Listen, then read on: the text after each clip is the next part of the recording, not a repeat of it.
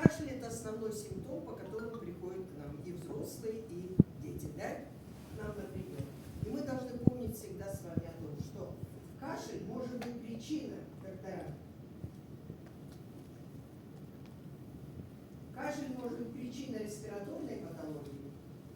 Кашель может быть бронхиальной астмой. Аспирации народного тела у детей, не забывайте об этом никогда. Хронические заболевания, муковисцидоз, туберкулез и другие заболевания муколевидные. Большая группа – это заболевания сердечно-сосудистой системы. Особенно пороки с перебросом слева направо. Это дефект межжелудочковой, дефект межпредсердной перегородки, открытый артериальный проток и это тетрадофало, доктора. Вот эти пороки, когда сброс идет слева направо, появляется, что формируется легочная гипертензия, и дети у нас не вылазят с кашля. Поэтому всегда, когда ребенок длительно кашляет, сделайте УЗИ сердца.